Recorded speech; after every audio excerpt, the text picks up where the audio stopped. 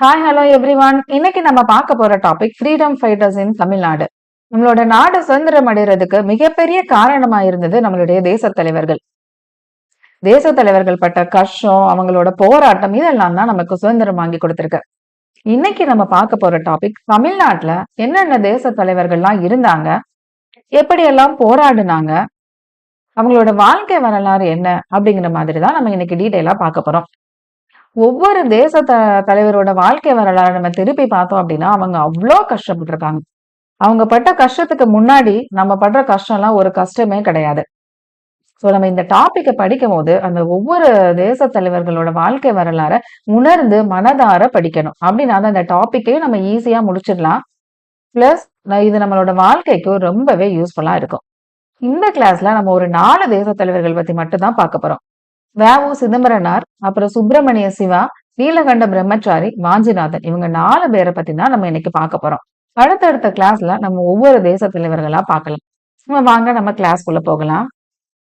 வி.ஓ. சிதம்பரம் பிள்ளை, அவரோட வாழ்க்கை வரலாறு, எந்தெந்த மாதிரி கஷ்டப்பட்டாரு அப்படிங்கிறதெல்லாம் நம்ம பார்க்கலாம்.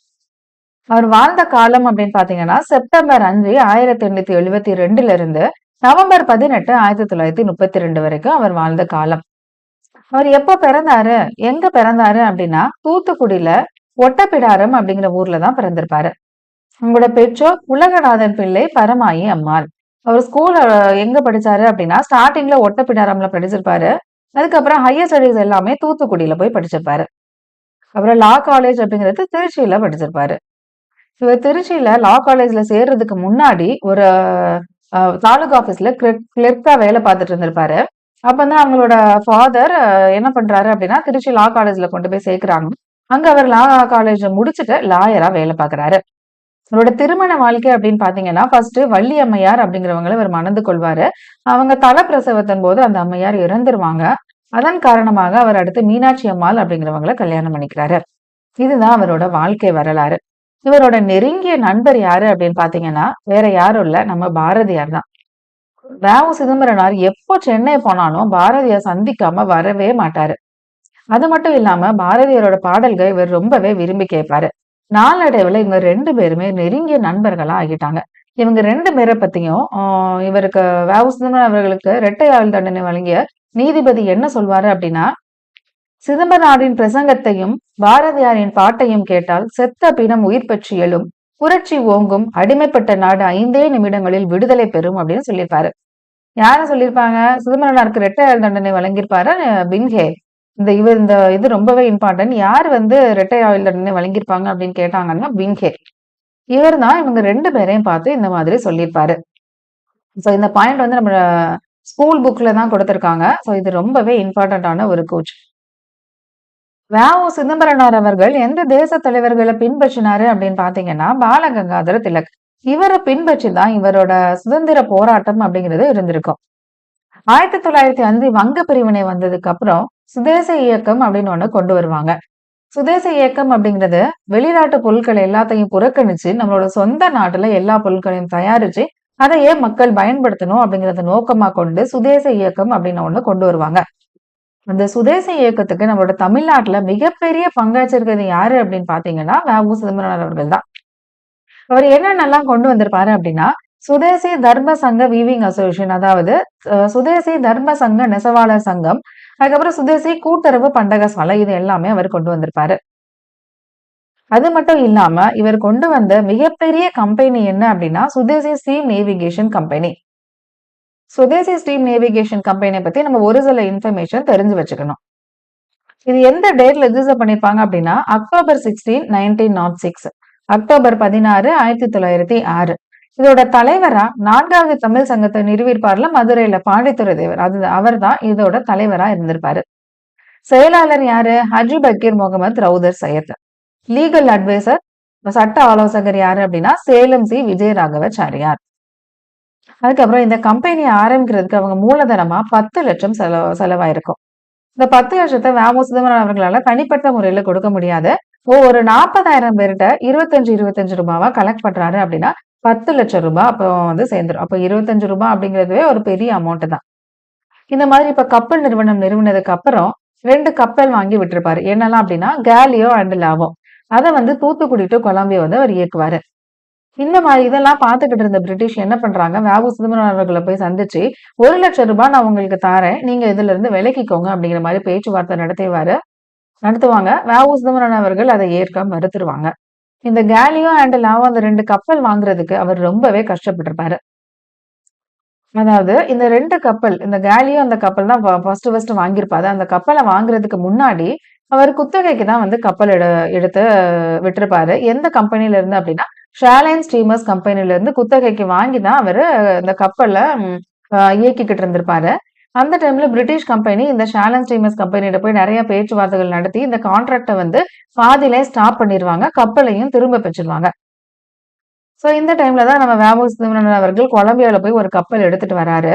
அதுவுமே அவர் வாடகைக்கு தான் எடுத்துட்டு வராரு. இந்த டைம் தான் அவர் முடிவு பண்றாரு, நம்ம சொந்தமா ஒரு கப்பல வாங்கணும் அப்டின்ட்டு. அதுக்காக அவரு நார்த் இந்தியாவுக்கு பயணம் மேற்கொள்றாரு. அதாவது நெறைய பேர்கிட்ட இருந்து நிதி திரட்டி, அது மூலமா சொந்தமா கப்பல் வாங்கணும் அப்டின்னு முடிவு எடுத்துட்டு கிளம்புறாரு. அப்படி போகும்போது அவர் என்ன சொல்றாரு அப்டின்னா, நான் திரும்புனா கப்பலோட தான் திரும்புவேன். அப்படி இல்லன்னா இந்த கடல்லயே என்னோட உயிர விட்டுருவேன் அப்படிங்கிற மாதிரி சொல்லிட்டு தான் போறாரு.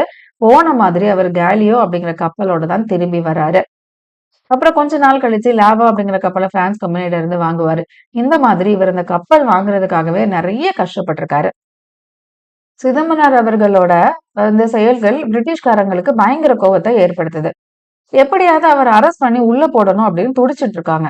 இந்த சமயத்துல தான் வ.உ. சிதம்பரனார் அவர்களும், சுப்பிரமணிய சிவா இவங்க 2 பேரும் சேர்ந்து திருநெல்வேலியில எல்லா ஒர்க்கர்ஸையும் ஒன்று திரட்டி நூற்பாலை போராட்டம் அப்படிங்கிறத நடத்துறாங்க. சோ இந்த மாதிரி நெறைய விஷயங்கள் அவர் திருநெல்வேலியில பண்றாரு. அதன் காரணமா என்ன பண்றாங்க? பிரிட்டிஷ்காரங்க அவர அரெஸ்ட் பண்றாங்க. அவர அரெஸ்ட் பண்றதோட விளைவா திருநெல்வேலியில ஒரு பெரிய போராட்டமே வெடிக்குது. அதுதான் திருநெல்வேலி எழுச்சி. திருநெல்வேலி அப்ரைசிங். இதோட பேக்ரவுண்ட் என்ன அப்படின்னு பார்த்தீங்கன்னா, சுப்பிரமணிய சிவா இவர் என்ன பண்றாரு அப்படின்னா, அங்க வேலை பார்க்கக்கூடிய மில் ஒர்க்கர்ஸ் இருப்பாங்கல்ல, அவங்கள எல்லாத்தையும் ஒன்று திரட்டி போராட்டம் பண்றாரு. அவருக்கு மிகப்பெரிய சப்போர்ட்டா இருந்தது யாரு அப்படின்னு பார்த்தீங்கன்னா, வ.உ. சிதம்பரனார் ஐயா. அது மட்டும் இல்லாம, ஐரோப்பியர்களுக்கு சொந்தமான அந்த கோரல் நூற்பாலையில எல்லாரும் வேலைநிறுத்த போராட்டம் பண்ணுவாங்க. அதற்கு தலைமை தாங்குறதும் வ.உ.சி தான். சோ இந்த மாதிரி ஒர்க்கர்ஸ் எல்லாத்தையும் ஒன்று திரட்டி போராட்டம் பண்ற இந்த சமயத்துல தான் பிபின் சந்திரபாலும் கரெக்ட்டா ரிலீஸ் ஆகுறாரு. சோ அத செலிப்ரேட் பண்ற வகையில என்ன பண்றாங்க, பப்ளிக்ல எல்லாரையும் ஒன்று திரட்டி என்ன பண்றாங்க, பெரிய செலிப்ரேஷன் மாதிரி பண்றாங்க. சோ இத பார்த்த பிரிட்டிஷ் என்ன பண்றாங்க, அவங்கள அரெஸ்ட் பண்ணிடுறாங்க 2 பேரையும். இந்த 2 லீடர்ஸ் அரெஸ்ட் பண்ணதுக்கு அப்புறம் திருநெல்வேலியில பெரிய கலவரமே வெடிக்குது. அங்க இருக்கக்கூடிய மக்கள் எல்லாரும் ஒன்று திரண்டு police station, court building, municipal office எல்லாத்தையும் தீயிட்டு கொளுத்துறாங்க. அதுக்கு அகைன்ஸ்டா போலீஸ் தடியடியும் நடத்துறாங்க. அதுல ஒரு 4 பீப்பிள் இறந்தும் போயிடுறாங்க. இப்ப இத 2 லீடர் அரெஸ்ட் பண்ணதுக்கு அப்புறம் அவங்களுக்கு என்ன ஜட்ஜ்மென்ட் குடுக்குறாங்க அப்படின்னு பார்த்தீங்கன்னா, ஜட்ஜ்மென்ட் குடுத்தது யாரு? ஃபின்கே. இது நம்ம அப்பவே பார்த்தோம். என்ன ஜட்ஜ்மென்ட் குடுக்குறாரு? வி.ஓ.சி. ஐயா அவர்களுக்கு இரட்டை ஆயுள் தண்டனை. அதாவது 40 வருஷம் கடுங்காவல் தண்டனை. 20 வருஷம் பிரிட்டிஷ்க்கு அகைன்ஸ்டா செயல்பட்டதுக்காக, அடுத்த 20 வருஷம் நம்ம சுப்பிரமணிய சிவா அவர்களுக்கு சப்போர்ட் பண்ணதுக்காக. மொத்தம் 40 வருஷம் கடுங்காவல் தண்டனை விதிக்கிறாரு. அடுத்து சுப்பிரமணிய சிவாக்கு 10 ஆண்டு சிறை தண்டனை விதிக்கிறாரு. சோ இந்த தண்டனைய நெறைய பேரு கண்டிக்கிறாங்க.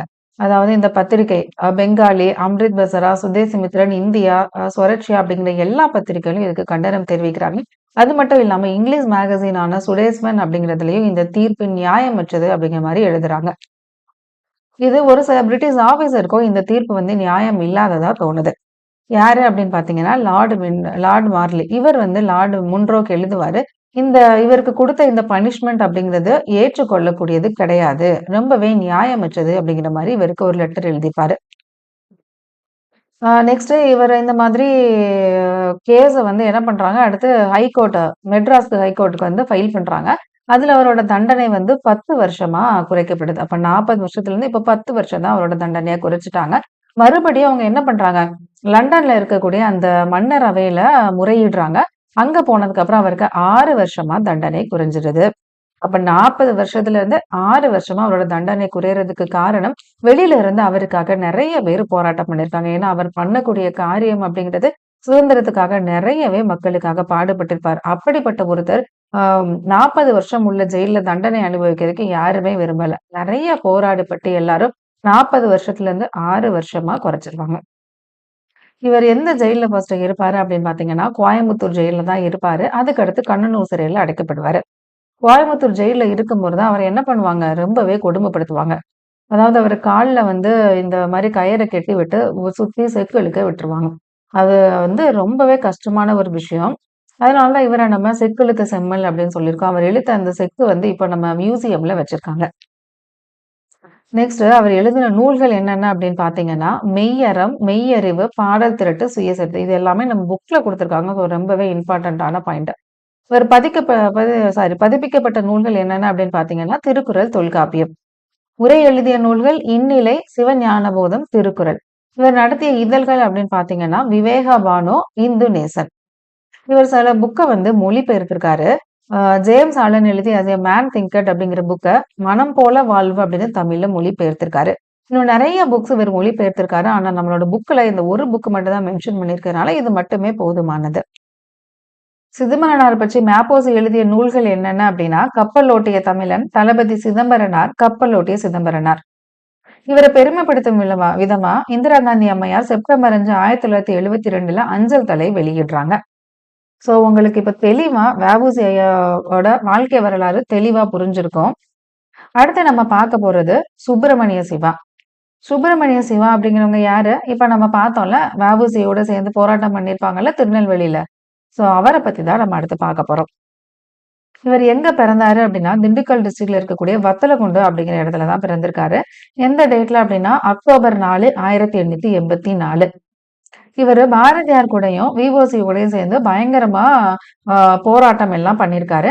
இவர வீரமுரசு அப்படின்னு எல்லாரும் சொல்லுவாங்க. இவர் தன்னோட பேருக்கு பின்னாடி சுதந்திரானந்தா அப்படிங்கிற சிறப்பு பெயரை வச்சுக்கிட்டாரு. 1907ல தர்ம பரிபாலனா சமாஜ் அப்படிங்கிறத திருவனந்தபுரம்ல நிறுவுறாரு. 1908ல இருந்து 1922 வரைக்கும் இவர் சுதந்திரத்துக்காக போராடினதுனால இவர நிறைய டைம் பிரிட்டிஷ்காரங்க அரெஸ்ட் பண்ணிருப்பாங்க. இவர் பாப்பராம்பட்டியில பாரத ஆசிரமம் அப்படிங்கிறத நிறுவி அங்க இருக்கக்கூடிய சுதந்திரத்துக்கு போராட்டத்துக்கு ஆர்வமா இருக்கக்கூடிய எல்லாத்திற்கும் இவர் என்ன பண்றாரு, பயிற்சி கொடுக்கிறாரு. அது மட்டும் இல்லாம பாப்பராம்பட்டியில சொந்தமா நிலம் வாங்கி அதுல பாரத மாதா கோயில் கட்டணும் அப்படின்னு முயற்சி எடுக்கிறாரு.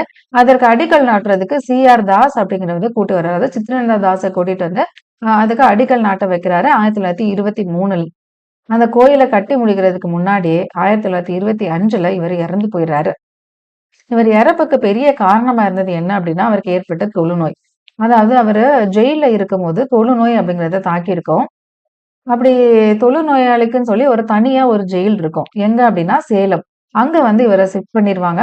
அப்புறம் அவர ரிலீஸ் பண்ணும்போது பிரிட்டிஷ் என்ன ஒரு அறிக்கை விட்டிருப்பாங்க அப்படின்னா, இந்த மாதிரி தொழுநோயாளிகள் யாருமே ட்ரெயின்ல டிராவல் பண்ணக்கூடாது அப்படிங்கிற மாரி ஒரு அறிக்கை விட்டிருப்பாங்க. அதனால இவர் என்ன பண்ணுவாரு, நடந்தே அவரோட ஊருக்கு போவாரு. அதுக்கப்புறம் தொழுநோயால பாதிக்கப்பட்ட இவரு ஜூலை 23, 1925ல இறந்து போயிருவாரு. அதுக்கப்புறம் தனித்தமிழ் இயக்கம். இது வந்து ரொம்பவே இம்பார்ட்டன்ட் ஆனது. தனித்தமிழ் இயக்கம் அப்படிங்கிறது மறைமலை அடிகள் ஸ்டார்ட் பண்ண ஒரு மூவ்மெண்ட். அதுக்கு மிகப்பெரிய சப்போர்ட்டா யார் இருந்திருப்பாங்க அப்படின்னு பார்த்தீங்கன்னா, சுப்பிரமணிய சிவா. இவர் எழுதிய புக்ஸ் என்னென்ன அப்படின்னா, ராமானுஜ விஜயம், மாதவ விஜயம். இவர் நடத்திய இதழ்கள் என்னென்ன அப்படின்னு பார்த்தீங்கன்னா, ஞான பானு, அப்புறம் இந்திய தேசாந்திரி 2மே வார இதழ். பிரபஞ்சமித்திரன் அப்படிங்கிறது மாத இதழ். இது எது எதெல்லாம் வார இதழ், எது எதெல்லாம் மாத இதழ் அப்படிங்கிறத நம்ம கரெக்ட்டா நோட் பண்ணி படிச்சுக்கணும். சுப்பிரமணிய சிவாவோட வாழ்க்கை வரலாறு அப்படிங்கிறது இவ்வளவுதான். இது மட்டும் நம்ம தெரிஞ்சுக்கிட்டா போதுமானது. அடுத்து நம்ம பார்க்க போறது நீலகண்ட பிரம்மச்சாரி. நீலகண்ட பிரம்மச்சாரி யாருன்னு உங்களுக்கு நல்லாவே தெரியும். ஆஷ் கொலைகளுக்கு முதல் அக்யூஸ்டா இருந்தவர் யாரு? நீலகண்ட பிரம்மச்சாரி. இவரோட வாழ்க்கை வரலாறு என்ன அப்படிங்கிறத பார்க்கலாம். இவரோட வாழ்ந்த காலம் என்ன அப்படின்னா, டிசம்பர் 4, 1889 அதுல இருந்து மார்ச் 4, 1978 தான் இவர் வாழ்ந்த காலம். இவர் எங்க பிறந்திருப்பாரு அப்படின்னா, சீர்காழி பக்கத்துல இருக்கக்கூடிய எருக்கூர்ல தான் பிறந்திருப்பாரு. எந்த மாவட்டம் அப்படின்னு பார்த்தீங்கன்னா, மயிலாடுதுறை. இவரோட பேரு அப்படிங்கிறது நீலகண்டன். அதுக்கு பின்னாடி பிரம்மச்சாரி அப்படிங்கிறத ஆட் பண்ணியிருப்பாரு. அதனாலதான் நீலகண்ட பிரம்மச்சாரி நம்ம சொல்றோம். இவரு ஸ்டார்ட் பண்ண அந்த மேகசின் இதழோட பேர் என்ன அப்படின்னு பாத்தீங்கன்னா, சூரியோதயம். இந்த இதழ்ல தான் அவர் இந்த சுதந்திரத்துக்கான சுதந்திர போராட்டத்துக்கு நிறைய விஷயங்களை இதுல எழுதியிருப்பாரு. இது மூலமா நிறைய பேர் இன்ஸ்பயர் ஆயிருப்பாங்க. இவர் ஸ்டார்ட் பண்ண ஒரு முக்கியமான ஒரு சங்கம் என்ன அப்படின்னு பாத்தீங்கன்னா, பாரத மாதா அசோசியேஷன் 1909ல கொண்டு வந்திருப்பாரு. இது மூலமா இன்ஸ்பயர் ஆனவர் தான் யாரு? நம்ம வாஞ்சிநாதன். அதுக்கு இன்ஸ்பயர் ஆகி இவர் என்ன பண்ணுவாரு அப்படின்னா 1911ல நம்ம ராபர்ட் ஆஷ் அப்படிங்கிற அந்த கலெக்டரை சுட்டு கொன்றுவாரு மணியாச்சி ஸ்டேஷன்ல. ஸோ அதுக்கு முதல் அக்யூஸ்டா யாரோட பேரை சேர்த்திருப்பாங்க அப்படின்னு பார்த்தீங்கன்னா, நீலகண்ட பிரம்மச்சாரி. இது வந்து போன குரூப் 4ல கேட்ட கொஸ்டின். ஸோ இது இம்பார்ட்டன்ட். யார் வந்து ஆஷ் கொலையில முதல் குற்றவாளியாக சேர்க்கப்பட்டார் அப்படின்னு கேட்டிருந்தாங்க. யாரு அப்படின்னு பார்த்தீங்கன்னா, நீலகண்ட பிரம்மச்சாரி. இந்த ஆஷ் மர்டர்ல மொத்தம் எத்தனை அக்யூஸ்ட் இருந்திருப்பாங்க அப்படின்னா 14 அக்யூஸ்ட் இருந்திருப்பாங்க. எல்லாருமே 25 வயசுக்கு கீழ தான் இருந்திருப்பாங்க. நீலகண்ட பிரம்மச்சாரி அப்போ 21 வயசுல தான் இருந்திருப்பாங்க. இவர் 7 வருஷம் வந்து சிறை தண்டனை வழங்கியிருப்பாங்க. அதுக்கப்புறம் ஆ நம்ம அதுக்கப்புறம் அந்த சிங்காரவேலரோட சேர்ந்து இவர் நெறைய விஷயங்கள பண்ணுவாரு. சிங்காரவேலர் அப்படிங்கிறவங்க யாரு? கம்யூனிஸ்ட் கட்சியை சேர்ந்தவர். இவர் தொழிலாளர்களுக்காக நெறையவே போராட்டம் பண்ணியிருப்பாரு. இவரோட சேர்ந்து இவர் போராட்டம் பண்ணதுனால, இவருக்கு ரங்கூன் ஜெயில்ல ஒரு 10 வருஷம் வந்து ஜெயில்ல அடைச்சிருவாங்க. ஸோ ஜெயில்ல விட்டு ரிலீஸ் ஆனதுக்கு அப்புறம் இவரோட வாழ்க்கையே வெறுத்து துறவு வாழ்க்கைக்கு போயிருவாரு. அதனால என்ன பண்றாரு இவரு, இந்த நந்தி வில்லேஜ் மைசூர்ல நந்தி வில்லேஜ்ல ஒரு ஆசிரமத்த ஸ்டார்ட் பண்றாரு. என்ன ஆசிரமம் அப்டின்னா, ஓம்கார் அப்படிங்கிற ஆசிரமத்த நந்தி வில்லேஜ் மைசூர்ல ஆ ஒரு ஆசிரமம் அமைச்சு, அந்த துறவு வாழ்க்கைய மேற்கொள்றாரு. அவர் ஆரம்ப காலத்துல எந்த மாதிரி இருந்திருப்பாரு? பாரத மாதா அசோசியேஷன் அதோட முக்கியமான குறிக்கோளே என்ன அப்டின்னா, பிரிட்டிஷ்காரங்கள கொலை பண்ணி, அது மூலமா தேசப்பற்ற மக்களுக்கு குடுக்கணும் அப்படிங்கிறது தான். ஆனா ஜெயிலுக்கெல்லாம் போயிட்டு வந்ததுக்கு அப்புறம், இவரு துறவு அப்படிங்கிறத மேற்கொள்றாரு. இவர் எழுதிய நூல்கள் என்னென்ன அப்படின்னு பார்த்தீங்கன்னா, மெய் ஒப்புதல், உபதேசம், தேர்ந்தெடுக்கப்பட்ட சொற்பொழிவுகள் அப்படிங்கிற மாரி நூல்கள் எல்லாம் இவர் எழுதியிருப்பாரு. ஸோ நீலகண்ட பிரம்மச்சாரிய பத்தி நம்ம இவ்ளோ விஷயம் தெரிஞ்சுக்கிட்டா போதுமானது. அடுத்து நம்ம பார்க்க போறது வாஞ்சிநாதன். வாஞ்சிநாதன்ங்கிறது யாரு? இப்பதான் நம்ம பார்த்தோம். ஆ ஆஷ் கொலையில முக்கியமான குற்றவாளி இவர்தான். வாஞ்சிநாதன் வாழ்ந்த காலம் என்ன? 1886ல இருந்து ஜூன் 17, 1911. இந்த டேட் உங்களுக்கு நல்லாவே தெரியும். ஆஷ் கொலை நடந்த டேட். அன்னைக்கு தானே அவரையும் கொலை பண்ணிட்டு, தன்னை தானையும் சுட்டு இறந்திருப்பாரு. வாஞ்சிநாதனோட பெயர் என்ன அப்படின்னு பார்த்தீங்கன்னா, சங்கரன். அததான் அவர் வாஞ்சிநாதன் சொல்லி மாத்தி வச்சிருப்பாரு. பிறந்த ஊர் எங்க அப்படின்னா, செங்கோட்டை. செங்கோட்டை அப்படிங்கிறது இப்போ தென்காசி டிஸ்ட்ரிக்ட்ல இருக்கு. அப்போ அது திருவண்ணாந்தகூர் அப்படிங்கிற ஏரியால தான் இருந்துச்சு. அதாவது ட்ரவான்கூர்ல. இவரு ட்ரெவான்கூர்ல வனத்துறையில ஒரு அரசு அலுவலரா பணிபுரிஞ்சுட்டு இருந்திருப்பாரு. அது மட்டும் இல்லாம நீலகண்ட பிரம்மச்சாரி, பாரதியார் நடத்திய அந்த இந்தியா இதழ்ல துணை ஆசிரியர், சப் எடிட்டராவும் இருந்திருப்பாரு. வாந்திநாதன் நம்ம நீலகண்ட பிரம்மச்சாரி ஆரம்பிச்ச பாரத மாதா அசோசியேஷன்ல ரொம்பவே ஈர்க்கப்பட்டிருப்பாரு. அது மூலமா தான் இவர் அந்த அசோசியேஷன்ல போய் சேர்ந்து, அதுக்கான பயிற்சியை மேற்கொள்வாரு. இவருக்கு ஆயுத பயிற்சி வழங்கினது யாரு அப்படின்னு பார்த்தீங்கன்னா, வி.வி. சுப்பிரமணிய ஐயர். அதாவது வெங்கடேச சுப்பிரமணிய ஐயர் தான் இவருக்கு ஆயுத பயிற்சி அப்படிங்கிறது கொடுத்திருப்பாரு. அப்பதான் ஒரு பேச்சுவார்த்தை நடந்தவும் இந்த மாதிரி கலெக்டர் ஆஷ அ கொலை பண்ணணும் அப்படின்னு சொல்லிட்டு. இவர் தானே முன்வந்து, நான் தான் இந்த செயல செய்வேன் அப்படின்னு சொல்லுவாரு. இவர் ஒவ்வொரு கலெக்டர் ஆஷோட ஒவ்வொரு மூவ்மெண்ட்டையும் என்ன பண்ணுவாரு, வாட்ச் பண்ணிக்கிட்டே இருப்பாரு. அப்பதான் இவருக்கு தெரிய வரும். இந்த மாதிரி இந்த டேட்ல அ கலெக்டர் ஆஷ் வந்து மணியாச்சி ஜங்ஷன்ல இருந்து கிளம்புறாரு. ட்ரெயின்ல பயணம் செய்ய போறாரு அப்படின்னு சொல்லிட்டு. இவர் கரெக்ட்டா துப்பாக்கியோட ரெடியா நிக்கிறாரு. கலெக்டர் ஆஷ் வர்றாங்க. இவரோட துப்பாக்கியால சுடப்படுறாரு. கலெக்டர் ஆஷும் இறந்து போயிறாரு. அது மட்டும் இல்லாம, இவரும் தன்ன தானேயே சுட்டு இறந்து போயிறாரு. அவர் இறந்ததுக்கு அப்புறம் அவர் பாக்கெட்ல ஒரு லெட்டர் இருக்கு. அதுல என்ன எழுதியிருக்கு அப்படின்னு பார்த்தீங்கன்னா, இந்த மாதிரி நாங்க ஆஷ கொலை பண்ணோம்ல, அது வந்து ஒரு சின்ன ஒத்திகை மட்டும் தான். எதுக்கான ஒத்திகை அப்படின்னா, கிங் ஜார்ஜ் மெட்ராஸ்க்கு வருவாரு. அவர நாங்க கொலை பண்ணுவோம். அதுக்கான ஒரு சின்ன ஒத்திகை தான் இது அப்படிங்கிற மாரி எழுதியிருப்பாரு.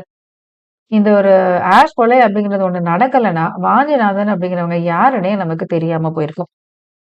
ஸோ இந்த 4 லீடர்ஸ பத்தியுமே உங்களுக்கு தெளிவா புரிஞ்சிருக்கும். தனியா நோட் போட்டு இந்த டாபிக்க நீங்க கட்டாயமா நோட்ஸ் எடுத்து வச்சுக்கோங்க. ஏன்னா புக்ல ரொம்ப இன்ஃபர்மேஷன் குடுத்திருக்க மாட்டாங்க. ஆனா ப்ரீவியஸ் இயர் கொஸ்டின்லாம் நீங்க ரெஃபர் பண்ணி பார்த்தீங்கன்னா, நெறைய கொஸ்டின் வந்து இந்த லீடர்ஸ்ல இருந்து கட்டாயமா கேட்டிருப்பாங்க. ஸோ உங்களுக்கு தெளிவா புரிஞ்சிருக்கும்னு நம்புறேன். அடுத்த கிளாஸ்ல மிச்சம் இருக்க லீடர்ஸ பத்தியும் நம்ம டீட்டெயிலா பார்க்கலாம்.